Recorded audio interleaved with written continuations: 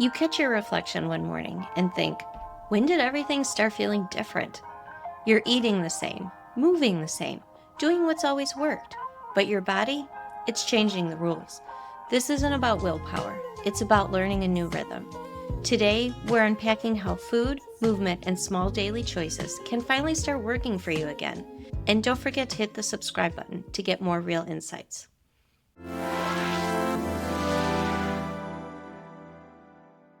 Bonnie Papajohn is the founder of Dahlia Health and Nutrition Coaching. She's a certified nutrition coach and personal trainer who helps women in midlife rebuild energy, reset hormones, and create sustainable habits that actually fit real life. I'm so excited to welcome Bonnie to our show. Bonnie, thank you so much for being here today. Oh, thanks for having me. I'm very excited. You said that at 50, life looked a little different and that you were ready to start to feel like your old self again. What helped you take that first step from, something has got to change to I'm ready to make this happen?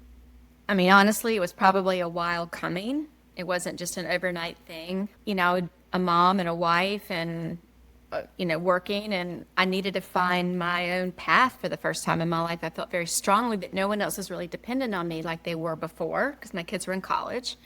And then I knew I was on the precipice of probably separating from my husband, and just with some help, that all just came.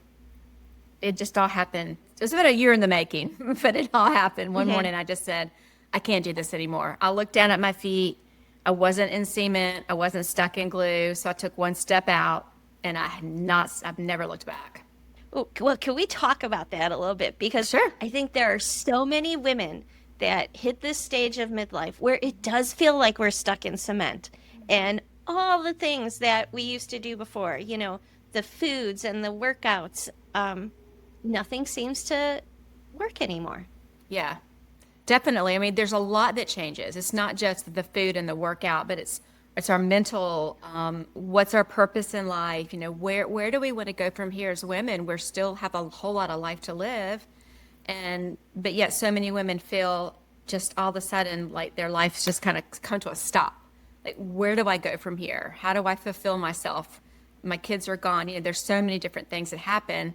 But it is so extremely common. I would say of the clients that I work with of that age, in the 50-year-old, 48 to 50, that's probably one of their number one their issues is they've got to figure out how to move forward with their life. Whatever that looks like. It's going to be different for everybody. Right. It is, but it feels like there's that similar emotional thread that goes through all of these stories. Yeah, definitely. And I think I'm a statistic because I'm one of the ones that actually got separated and got divorced. And there's a high divorce rate for women at this age too. And I'm not saying that's what I want for people, but I lived that. And that ended up being what I needed to do for myself. But yeah, it's a very common thread. I hear it every single day. Divorce does impact so many women at this stage of their lives, but we're also trying to deal with an empty nest and maybe aging parents and also try to get our health back on track. And I think that's where you come in. What do you tell women when you start working with them and they say, I've tried everything and this is how I feel? Like you said, we're tired and just not feeling like ourselves anymore. What are those first steps that we need to take? I think the very first step is that they have to be validated and know that what they're going through is normal. I mean, it's not comfortable, but it's probably pretty normal. A lot of women will say to me, I feel crazy right now. Like, what's wrong? Why can't I feel the way I was feeling even 6 months ago? So I validate that that what they're going through, especially if they're in perimenopause and maybe haven't quite reached menopause yet, that it's just there's biological things happening to them. That if they understand that this is something that, yes, we're lucky enough to be going through it because that means we're alive. Or for mothers didn't have that, they didn't live as long as we did. But it's recognizing what's happening and then just trying to see what specific issues do they want to work on first. What's troubling them the most? Is it stress? Is it lack of nutrition? Is it not knowing how to move their body anymore? So everyone's going to have to be at a starting point. Basically, with nutrition is where I start everybody, but we want to make sure that they're healthy first. Like if they have very specific issues, I'm like, you got to go see your gynecologist and have a conversation with that person. And I help them with that conversation so they can learn how to talk to their doctor. What are some tips that you would give them if they are going to see their doctor? Because I think a lot of times women get to the office and all of a sudden we're tongue-tied and we forget anything Right. that's been going on for the last 6 Exactly. months. Yeah, I went through that too. And I'm like, I can't, this. I go in there like, all these things. And then I would go, oh gosh, I have no idea what I want to say. Because I would just get nervous or something would happen. But my best advice is so maybe a month before your appointment, if you're still having periods, track your period, track how your moods are. Like, go in with some concrete information. I've gained 5 pounds in the past month, but I haven't changed anything. My mood is really off the charts when I do something specific or not. I mean, it could be anything. But if you go in with a list of things that you want to talk to your doctor about and just say to your doctor, this is what we need. I need to have this conversation with you today. Like, lay it out on the table. Sometimes you do, and I will say that because a couple gynecologists have told me this, they need people to, when they make an appointment, to say, I need to talk about my hormones. This is what I want to have a conversation about today. So they set that time for that, as opposed to if it's just your yearly checkup, they got 12 minutes to see you. So it's kind of hard. But if you go in with what your specific situation is, tell them that you want information. And then if they dismiss you, like, it's just what's happening, it's just that time of life, you'll be fine, you hear all this stuff. Most people are going to back off and say, okay, fine, thanks. I'll see you next year. A lot of people will just say, okay. But I think if you push a little bit with that physician, if they don't give you the information that you deserve, because you deserve to know what's going on with your body, then you need to find another physician to help you out. Okay, so now they're coming back to you. We've gone to the doctor. We know that everything's fine, but we still feel that the nutrition part of our lives, especially in menopause. It was funny because when I first started going through perimenopause and I was doing all the same things that I normally did, the way I ate, the way I exercised, and it just felt that I could go to sleep at night and wake up in the morning and have gained 2 pounds. And it just seemed ridiculous. Right, right.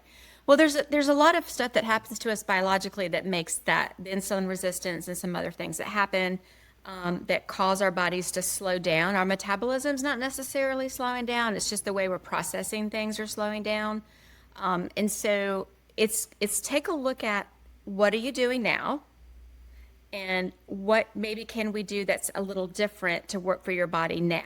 Because as we change, our body changes, our brain changes with what we like or don't like food-wise. Our gut changes with what we like and don't like food-wise. And they're our main, communicators. So if we know that, we try different things. Like a lot of women will come to me and I will say, how do you feel like eliminating something for 1 week? And they're like, please tell me it's not wine. Like, well, okay, we want to eliminate wine first or whatever. Wine gets me through it. Okay. But sometimes it does. But we look at like what symptoms do they have when they eat certain foods? And maybe we eliminate some things just to see what's going on with them. And many of my clients will have to cut back on dairy, for instance. That's one of the big ones that we don't seem to process it as well. But it's a puzzle sometimes. So we try something, and if it doesn't work, we tweak it, and then we try something again. So it's a process. No one just immediately does it like, oh, that's it. I'm good now. It's not that easy. It's doable because I've done it with many women. It's not that easy. The workout part of it for me is, what type of workouts have you been doing? What kind of results did you get? And what results are you getting now? How can we change that to fit your body now? That you're going to feel like you're doing something just as effective. You may not feel like you're doing as much as you did, but maybe you're doing something better for your body. So that's a huge part of it for my clients. Those are my 2 top pillars is nutrition and movement. How can we get that to match where you are, right now in this time and space? You talk a lot about habits versus diet, and why is it important to know the difference between the two? Well, diet is, I think it's like, I just don't like that word. Maybe that's what it is. I think it's a bad connotation of a word. I think it needs to be, lifestyle change. And lifestyle change includes your nutrition. And so I usually always say, what's the nutrition that we're looking at, not the diet. But the habits are little tiny changes that we make throughout the process to integrate the new nutrition, to integrate the new movement. And if you don't establish the little habits, then those things aren't going to stick. So if you, like, for instance, there's so many fad things out there that you do for 30 days. And that's great. You might lose a little bit of weight for 30 days, but did you establish a habit that after those 30 days are over, you want to continue on with that? If you do, great. If not, you're going to go back to your old ways and you're going to gain your weight back and you're going to feel sluggish again and all that. You're going to have brain fog. So what we're trying to do is establish little ways to create new habits by taking small changes and adding them bit by bit by bit. There's a lot of fads. Remember the cabbage soup diet and different things like Oh, that. gosh. Yeah. You did lose weight, but it Yeah. wasn't sustainable because you No. weren't going to be able to eat cabbage soup for more than 30 days. No, and you're missing a whole bunch of other nutrients that your body needs. And I think that's what people don't understand is that you don't have to restrict yourself with it's not all about restriction. It's about finding all types of foods that work for you. So you have lots of good options. That it doesn't have to just be cabbage all day long or, whatever it is. And yeah, I will still see a recipe pop up with a cabbage soup and I'm like, oh gosh, no. Don't even tell me about that. I don't want to hear about it. But it's Whoever not thought about, that was a good idea? I don't know. I can't remember it's still, people still tell me to this day, I did the cabbage diet. I'm like, okay, how'd that go? It's like, well, I had a lot of gas. I didn't really feel good. I'm like, well, then, probably wasn't your thing. But so it's more about finding all foods all across the rainbow that feel good to you, that are delicious and make you want to eat healthy. Because once you start that, a lot of times you don't want to go back to the old ways. I'll have clients tell me over and over again, I've not been to Chick-fil-A in 3 months, but I had to go. And so I went to Chick-fil-A and I had a #1 combo and I felt terrible and I don't ever want to have it again. So that's kind of how that nutrition habit thing starts. Have women been surprised by the fact that changing what they're eating and going through the drive-through and all those things really do have an impact? Because sometimes I think it takes a little convincing, but I could be wrong. No, you're right. You're definitely right. Yes, it does take some convincing. Most people don't like change.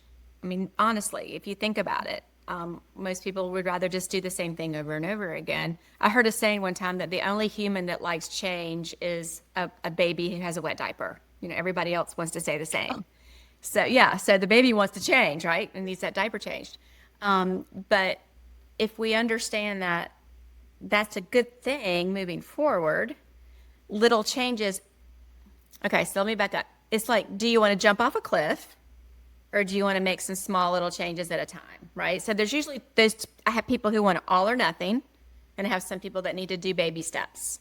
Baby steps almost 90% of the time work better than the all or nothing. Does that make sense? So Yes. people don't often, Yes. they fall off and they're great for like a month and then they're back on their old stuff. But that's how I think that is sustainable. It's just through that little tiny steps that we take. When you work with a woman and she tells you, I've tried all of those things, the keto, the intermittent fasting, and we still end up feeling stuck. What's one way that you might suggest in order for us to get on the right track? Yeah. So what I do is I want people to really think about what types of foods they like. Like, what types of things do you enjoy eating? And then what types of things do you not like? Okay. So I think it's very important, or maybe you're allergic to, or you have an aversion to. So let's focus on the types of foods that you do like. And then let's find different creative ways to make those foods. maybe someone comes to me and they've never done anything but boil a vegetable. They've never roasted a vegetable. So let's think of some different ways in creative ways to cook foods so that you can enjoy them differently. And then you don't feel like I don't like this. And it just doesn't work if you try to get somebody to eat something that they don't like. And I think that's where we start. With my program, I have a recipe platform that I use that has over 7,500 recipes. So I can go in and say, this person needs, doesn't like Brussels sprouts and doesn't like peas and it needs to be gluten-free. It needs to be blah, blah, blah. And then I can put nutrients in there and then I can come up with recipes specifically for them to try. And if they're willing to try it, then that's how it starts. They have to be willing to execute the plan that we talk about. And I don't say do meal planning and do all this the very first week. My goal is for the very first week I work with someone is pick 2 nights a week that you can plan a meal and you shop for that food and then you execute it. And they go, oh my gosh, that wasn't hard. It was actually great. I didn't feel stressed because I had the food ready. So that's how we baby step it and move that. And that's where those are real tangible things you could do to see a difference very quickly. A lot of the women I work with are busy, and so they don't want to have to cook a lot of meals, and they don't want to have to meal prep and do all that stuff. So I give them 30-minute meals. This is something you can do in 30 minutes. There's 5 ingredients in this recipe. Try these things and see how it goes. And most of the time, it's very successful. I think we can get in our own way because we think, like you said, I do not have time for spending a whole evening chopping vegetables or doing this. But it doesn't always have to look that way. But we convince ourselves it's going to be so much harder. One of the things I work with very closely with my clients is how to make time for food, because food is a form of self-care. And I'm talking about good, nutritious food. That's a form of making yourself feel better so you can put your kids to bed, or you can go to that meeting, or you can feel good at work the next day. So it's a big, giant, huge trade-off to go spend maybe an extra 15 minutes on planning a meal and executing that meal, and how much better you feel the next day and how much more productive you might be. So I try to get them to see the cause and effect. And so they do keep a mood and food journal for me the first couple of weeks they work with me, so we can see how that relates to their moods. And it's really interesting how someone will say, oh yeah, I was really productive the next day because I didn't go through the drive-through after soccer practice. Came home and had some soup I had made, and they had a better day the next day because their body was thanking them for it. So people do see results that way. Some very quickly because they have to make really big changes. And some, it takes a little bit longer for them to see the effects of it. Okay. Well, for example, like you just said, maybe you had to go through the drive-through after soccer practice, right? How can you kind of set yourself up for a little bit of success? So if it's a drive-through, or maybe you have something in your car that, while the kids might be getting chicken nuggets and French fries, you can have, I don't know, something. And that's where the planning comes in. That's where planning your week is critical when you have schedules like that. So you sit down on a Saturday or Sunday or whatever day works for you and your family, and you say, okay, these are the nights we have, practice, and then these are the nights I can cook, and these are the nights maybe someone else can cook, or these are the nights that I'm going to grab a rotisserie chicken or whatever it is. But if the plan is in place, and we talk about that plan a lot, how to start working on that plan and getting it in place for each individual family, then if they do the drive-through because the kids need the drive-through, then maybe they've got something at home they can eat, or maybe they have left the house. Before they left the house, maybe they had a protein smoothie, and so they're not hungry, and so there's ways to go throughout your day by setting yourself up to where you don't have to have that big meal at night. Maybe your bigger meal was at lunch that day. It sounds overwhelming, but it's doable with practical baby steps. I know I keep saying the baby steps because it's the only way it works, in my opinion, with my clients. But if you can make those practical decisions about what we're going to eat throughout the week, then that just makes it so much easier. Or maybe you put something in the crock pot that morning. And so when you get home from practice, everyone can eat whatever's in the crock pot. And I'm not just saying this because I'm I teach this to my clients. I lived this. This is what I did. I taught myself how to do this when I was in my 30s because I had to. No one taught me. There's no internet. I did it all on my own because I needed to be able to have that. I needed to be more regimented. So my kids would eat healthy Yeah. meals and I would eat healthy meals and my spouse would eat healthy meals. I didn't want to do, and we did drive-throughs. Everyone does, but make it the exception and not the rule. I never considered food as self-care. Can we talk about that a Yeah. little bit? Because I need to know a little bit more about that. Yeah. This is my big thing right now is one of my very, very dear coach friends. We came up with this self-care is not just pedicures and bubble baths, even though it is, but what's the deeper form of self-care? You know, what can we do that's deeper, that's more transformative maybe, or maybe longer lasting? And the first thing that pops in my head is nutrition. So your self-care is you're fueling your body with the right nutrients that give you energy, or maybe that help you sleep better, or maybe that have you help you have a better workout, or maybe you focus better if you eat certain types of foods. So we know that if we're feeding ourselves with more nutrient dense foods, more protein, more fiber, less fat, unless it's the good fat, because you got to have fat in your diet, then that's that's loving your body. So what better form of self-care is it than to love your own body? And then guess what? Everybody else in the world that's in your world, it affects them in a positive way because you're feeling better. It trickles down to everybody else.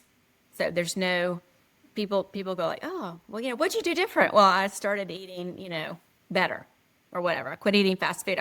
I started with not eating French fries. That's how I started when I was 35 years old. Oh. That's how I started. I said, no fries. I can't do this anymore. And I'll never forget it. I will never forget the day I made that declaration. Not that I haven't had them, I have.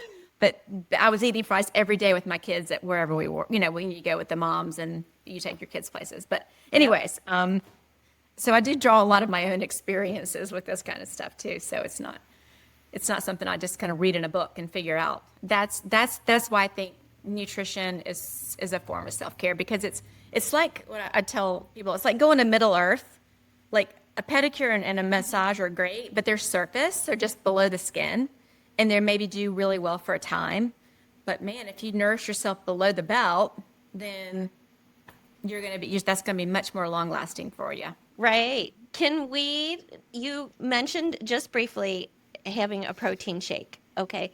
I hear protein, it seems like a buzzword right now that you Yeah. need to have protein, protein, protein. Why? And what positive effects does it have for us? Right. Well, protein basically, I kind of think of protein as like the fuel for your muscles and for your brain and for your heart and for your bones. So having protein in our body is what keeps us strong. So let's just make it that's just as simple as I can do it. If we have adequate protein throughout the day, then we're fueling our bodies the way we need to be fueled in order to be, like I said, to have the right nourishment and to feel better and to have the energy. And especially if you're an active person, maybe you work out, you need to refuel your muscles basically with this protein. So protein comes in many different forms. Protein shakes are fine. There's some really good products. There's some really bad products. You have to kind of weed that out. Whey protein, plant-based protein, there's different ones out there. You can get 30 grams of protein in a shake, which is what I would like. I try to get all my clients to get 30 grams of protein per meal and then a little extra because a lot of women need more protein than they're getting. So a protein shake is a really good way to do that, whether you have one for lunch or one for dinner. Or maybe you don't like them, you don't have to have them at all. There's protein in yogurt, there's protein in cottage cheese, there's protein in eggs, there's protein in fish, and we know chicken. So there's lots of different ways to get it. But that's how we fuel our energy in our body. That and the carbs. Carbs are the other part, but that's where your veggies come in and your potatoes and things like that. But I think that protein is critical for women, especially our age. We lose muscle as we get older, and so this helps preserve that muscle mass in our body. So that's why it probably helps, like you had mentioned, having a food journal Yeah. and looking at how much of all of these good things we're getting every day and where we're lacking. Yeah, definitely.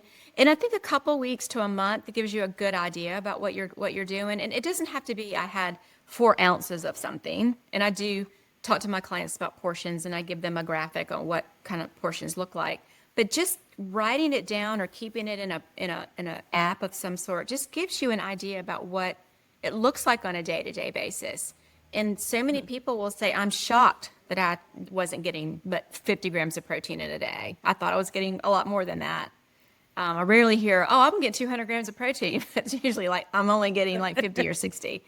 But yeah, it's just a good way to kind of see where you are. It's a great place to start. Even if you just are doing it at home for yourself, you can just, write a little journal or like I said, in an app and keep track of it that way and just see what it looks like. It is interesting when you start doing that because I always think that I'm drinking enough water or I'm getting in, all my fruits and vegetables until you start writing it down, until you start tracking Right. it and you realize, oh no, A I lot with didn't get, vegetables too. 64 ounces of water. Yeah. Yeah, and fiber too is another one that, I want them to get 26 grams of fiber a day, and I might have a client that's getting 9 grams of fiber a day. So, that's another one that we really need to stay on top of for our gut health. Is the main reason we really need to work on the fiber and digestion and all that. So the fiber and protein are the two things I'll look and water intake. Those are probably the top three things that we start with to see where you're at with it. When women, I'm sure they have to come to you and say this because I know I talked a lot about this with the women in my community, is that they just feel tired all the time. And yes, I'm sure it could be stress and I'm sure it could be, any number of things. We're not getting enough exercise. When someone comes to you and says, I'm just tired all the time, where do you want them to start? Honestly, that kind of goes back to the first question I asked them is when's the last time you had blood work done? Because I want to Mm, see what their vitamin D level looks like, what their B12 looks like, what their iron looks like. Because a lot of women get those are things that we become deficient in. So have that panel of blood work done. Maybe what's your A1C? What does that mhm. look like? We want to make sure that you're not in towards going, moving into diabetes, type 2 diabetes. So those are really critical aspects. Blood work tells us a lot. Then I tell my clients that you need to go in and ask for these tests. The doctors are on time, like, oh, please tell me you're not Bonnie Papajohn's client because you have a list of things you need. But they're also, if they're a certain age, I want them to have their estrogen tested. I want them to have their testosterone tested. I want them to have their progesterone and cortisol levels tested. So that's that's a big place to start. And I think it's important to start there because if you are deficient in any of those things, food can help it. Maybe some supplements will help it. We can find ways that are less that are more proactive long term as opposed to just taking a prescribed medication. You know, for whatever. I mean, I'm not a medical doctor, so I don't go into all that. The other thing too is if they come to me and they're like, I'm so tired. All right, so between the time that you can get that appointment, let's start working on your sleep. Let's start working on your stress management. Stress management is critical, and that goes into that self-care thing that we were talking about. That's a form of the cortisol and being crazy in your body if you're super stressed all the time. How are you managing your stress? What does that look like to you? And then it all goes together. You have to start Mhm. somewhere, obviously, but through the course of working with me and other coaches that I know and that I collaborate with, we know that you can't do everything all at once or else it's not going to work. So we start where we think that client needs that the most. And sometimes it's as simple as quick going through the drive-through, and sometimes it's as difficult as, let's try to figure out to get you a better nighttime routine. Just see if we can figure out how to work your stress levels a little bit. Do you advocate for yourself? Can you talk to your spouse about how you're feeling? Can you talk to your coworkers about how you're feeling? So it's a lot. It's just not black and white, but once you get through some of those phases, people are always saying to me, wow, I never considered that as why I'm so tired. Like that never crossed my mind that that's what's causing this. And we live in a society where we're constantly on internet and we've got phones and we've got, computers and we've got everything coming at us. We weren't made for that. That's not our biological makeup. It's not to have all that constant stuff coming at us.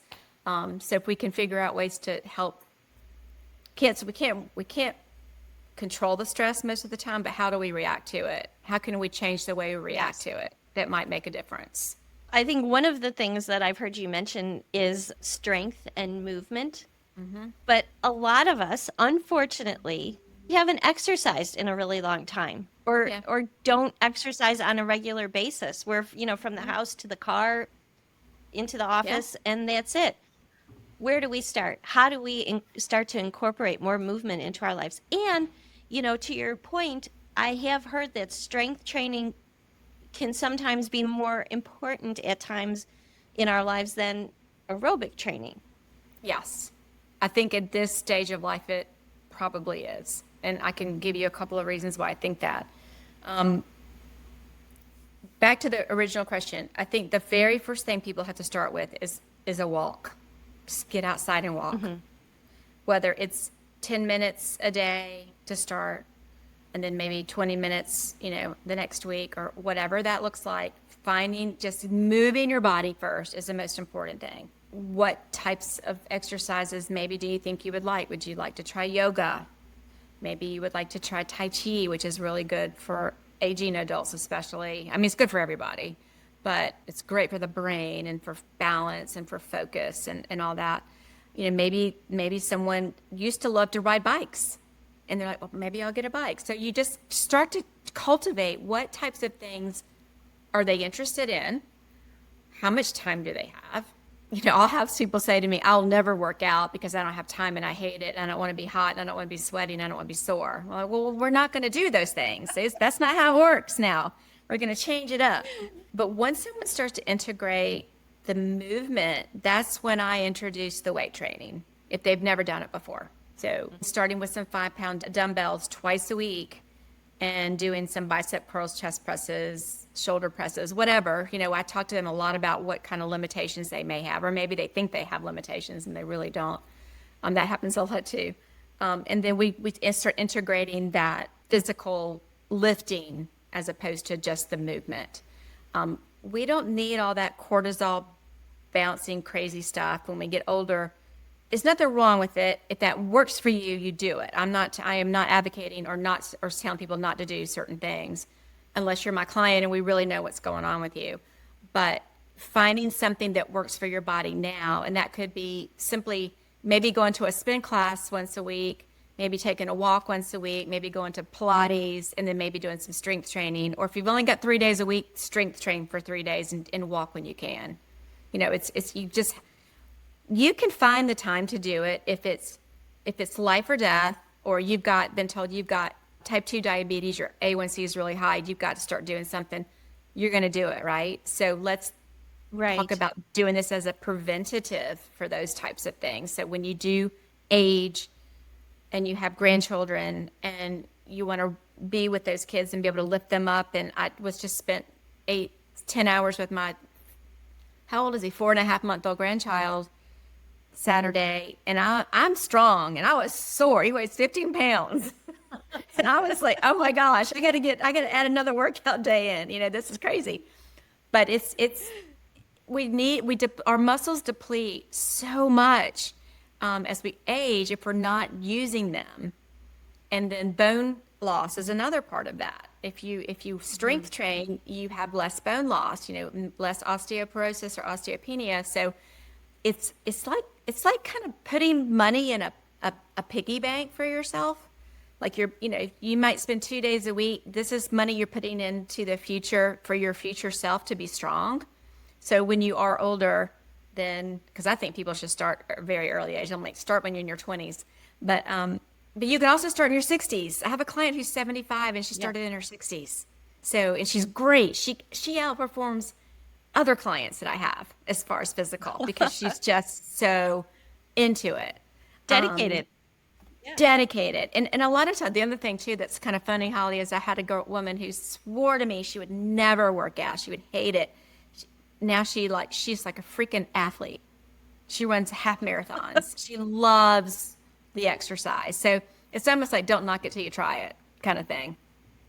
But you don't have to go Right. Right. out. You can start with what you enjoy doing, and but it's important to do it. And maybe find someone to do it with if that encourages you to get out and be a little bit more active. Can you tell us about your clients and what does that look like? Yeah, so I work with females. I have a female clients that so I have a couple doctors that refer to me that usually have a health issue that we're working on. But my ideal client is, probably someone in their late 30s on up, someone maybe who's experiencing menopause, perimenopause symptoms, and or Mhm. either the weight gain, the weight shifts. I do have a expertise in weight loss. I've been doing weight loss for 15 years. So we work for a 12-week period on my four pillars of the program that I have written, which is written more in my head than written on a piece of paper. There's not modules for people to do. It's more like this is what we do each week. But we work on nutrition, we work on movement, we work on mindset, stress management, and then we work on education and advocacy. And so that's like at the end of the 12 weeks, it all comes together. Most people have lost weight, they're feeling better, they have more energy, they're more confident in themselves. So it's one-on-one virtual, unless they're in the same city that I'm in. I'm in Greenville, South Carolina. If they're here with me, we'll meet in person. But I do virtual with once a week, and then we go from there. After the 12 weeks, we say, okay, what does that look like? Do we need to continue? Do you want a maintenance? Are you good? I don't kick people out. I meet them where they're at, and we work on it. And every client that I have, Holly, and I can't stress this enough, is so unique. Like no one's ever the same. So that's why I don't have modules and things for people to do. They fill out a check-in sheet for me weekly, and that's how I initiate our conversation. That's where we start. You mentioned this, let's talk about that. And I have a couple other coaches that help me out that will come in as collaborators with me to help them understand maybe something that's going on with them that's not my expertise. So I'll bring in a transformational coach who does human design. I have another coach who is a somatic yoga therapist, and she comes in and helps with mindset. So, and I have another one who does her expert is habits. If someone can't shake this thing, I bring her in to help them with that. So it's a team effort with me as with other women that I really respect, and then we pass that on to the women that we're working with. And the transformation I see is pretty incredible. Like I get chills thinking about it sometimes because it's just to give someone their confidence back, if nothing else, and to make them understand why they're feeling the way they're feeling, if nothing else, is huge to me. That's what I'm supposed to be doing. That's what my calling is. And I didn't find it until I was late in life, but that's okay. It's here now, and I don't plan to go anywhere for a while. So, but that's what it looks like So to work with me. it might not always look like the number on the scale then. Like No. maybe there are other milestones or goals that a person could meet Yes. to gain that Yes. confidence back. Yeah. And we don't focus a lot on the scale with the women I work with. Yeah. I mean, Hmm. they do a weigh in if they want. If they said, I don't want to weigh in, they don't have to. But for instance, we look at this is going to sound silly, but we look at how's your bra fitting? Like, because usually when they start to lose weight, their Oh, bra starts to get looser. But seriously, like, how do your jeans yes. fit? So we talk about those types of things. What's your energy level like? Are you feeling more energetic? Are you feeling more positive? Do you have a better outlook on things? Are you sleeping better? So it's not just about going from one number to another number on a scale. That's Mhm. great, but that's not the main focus. The main focus is to find, and it's like, your 4.0 version of yourself. So maybe not necessarily we want to go back to the way we were, but maybe let's find a way to make a better version of who we were based on where we are now. There's one thing that I'm always really curious about because I hear women say this a lot. We tend to lump our food into two categories. We have like the good foods and the bad foods. How do you help women have a healthier mindset when it comes to eating? Yeah. I think it comes down to not all foods are bad. I mean, most foods are bad. There are some worse foods, I guess I should say, and that would be something like the real high fat foods, or if you're constantly eating out and eating the fried foods and stuff like that. And I think they have to understand that those types of foods where they don't have to go away, like you can still have pizza, but let's change it to, instead of having it every week, maybe have it every other week. But I think it's just letting people look at the good foods that are available to them and not focusing on the bad foods. So it's like I said before, it's more bringing the better foods into their diet, into their nutritional on a day-to-day basis, as opposed to saying, don't do this. How about let's do more of this? Let's add another veggie to the plate. Let's add another grain to a plate so you can enjoy and you can feel full and you're not hungry anymore. And I don't want anyone to ever beat themselves up for ever making a choice of a bad food. But a lot of Right. people end up learning from it. They end up learning that their body doesn't like it anymore. That's it. Yes, in the moment, that chocolate chip cookie felt really, really good. But I guarantee, because I've done that to myself too. A little while later, I'm like, oh, that was Yeah. not what I needed in the moment. Yeah. And it's not about willpower. There's other things that happen in our body that we create in our brains, a reason why we want that food. Like, does it make me feel good? Does it remind me of something? Does it make me whatever it is? So it's changing the neural pathways in your brain to say there's other ways I can feel that without eating that. Like, there's other things I can do to feel good about stuff. Maybe I can, smell a certain flower or listen to a certain song or something for that comfort. Because a lot of people eat those types of foods for comfort more than any other reason. That's what I'm finding, anyways. It may not be true overall, but that's what I see.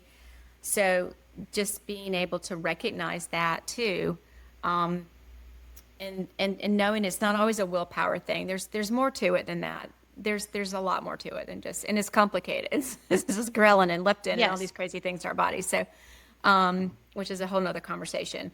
But understanding that there are reasons why that our that physiologically we do some things makes it, sometimes it just validates people, and it helps them make the right decision when it comes to, I'll have one cookie, and that's great, but I'm not going to have four, Yes. you know?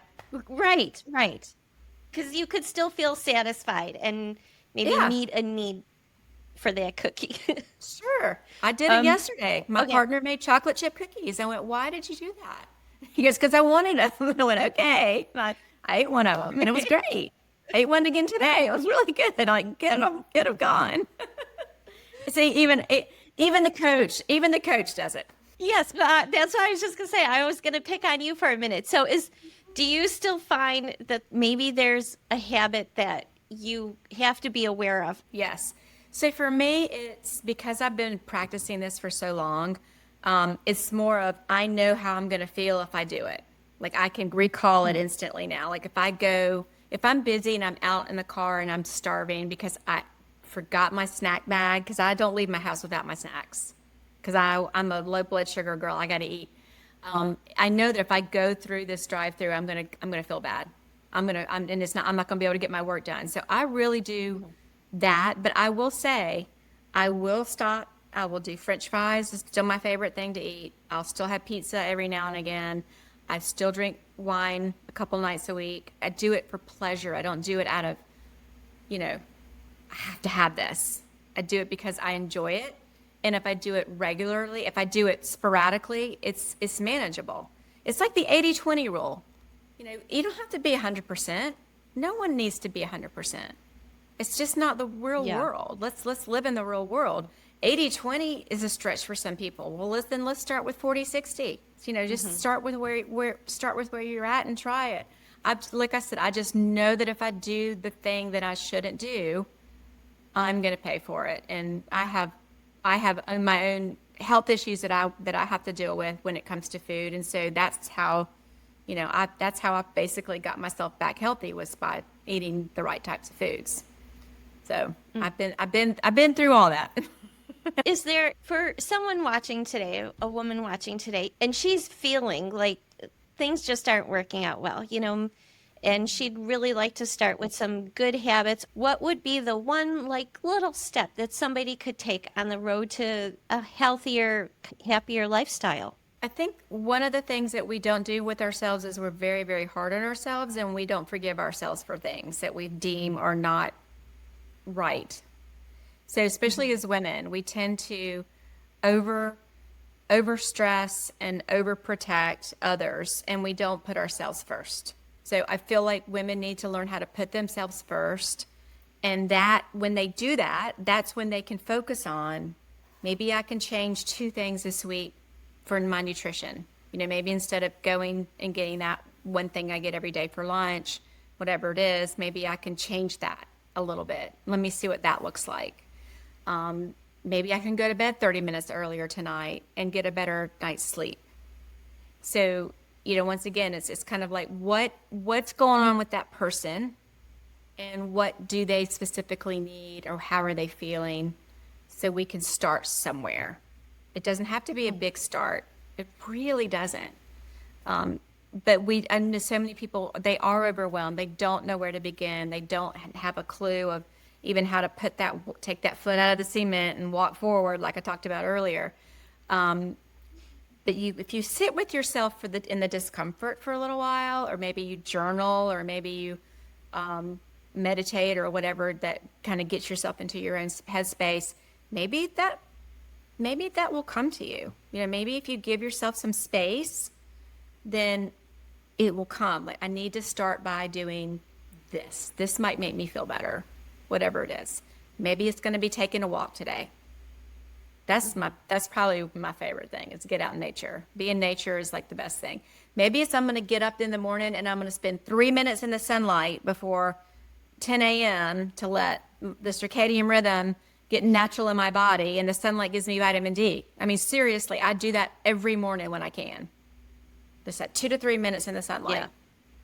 So it can be something super small. And when you start to feel better, you want to make more changes. It clears things a little bit for you.